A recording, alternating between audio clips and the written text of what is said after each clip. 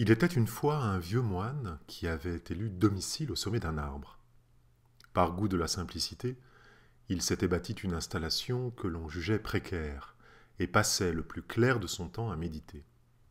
Les villageois des alentours le vénéraient et lui apportaient chaque jour des offrandes de nourriture qu'il déposait dans un panier au pied de l'arbre. De temps à autre, le maître hissait le panier à l'aide d'une corde reliée à sa frêle demeure. Dans le village tout proche, on pouvait entendre les uns et les autres polémiquer sur les risques de chute du vieux maître qui s'était pourtant installé là des années auparavant. Un négociant ambulant, réputé, qui était de passage dans la région, entendit parler du moine.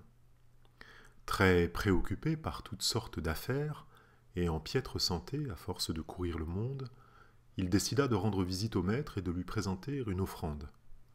Il espérait ainsi s'accumuler des mérites afin de recevoir la bénédiction des dieux pour sa guérison et son commerce.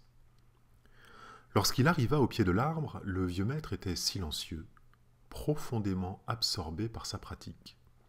Les yeux mi-clos, assis en lotus sur sa petite plateforme perchée, il avait le dos bien droit et les mains posées l'une dans l'autre. Sa pratique dégageait une grande sérénité, bien que le balancement doux et régulier de l'arbre, dans un léger grincement, fut immédiatement un sujet d'inquiétude pour le commerçant. Rempli d'ardeurs et de peurs, de désirs et d'aversions, d'ambitions et de répugnances, le marchand s'adressa au moine en ces termes.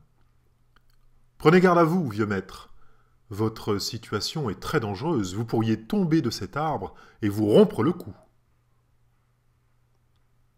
Il ne reçut, pour seule réponse, qu'un long silence. Le maître n'avait pas bougé d'un poil et continuait tout simplement sa pratique. Après un temps qui parut une éternité au commerçant, ce dernier, déçu, se leva pour retourner à ses affaires. C'est à ce moment-là que le moine lui adressa ces paroles. « Mon cher ami, vous êtes un marchand. Je peux d'ici ressentir votre esprit agité et tourmenté. Je perçois également votre corps qui souffre des excès de la vie que vous menez. Vous vivez sous l'emprise des passions. Ce sont vos émotions qui déterminent vos actions. De nous deux, si quelqu'un court un grand danger ici, c'est bien vous. » À l'instant même, le négociant eut conscience de sa servitude. Il entrevit le choix qui s'offrait à lui de mener sa vie comme il l'avait fait jusqu'ici, ou de changer quelque chose. « Maître, demanda-t-il alors humblement, que dois-je faire pour devenir libre ?»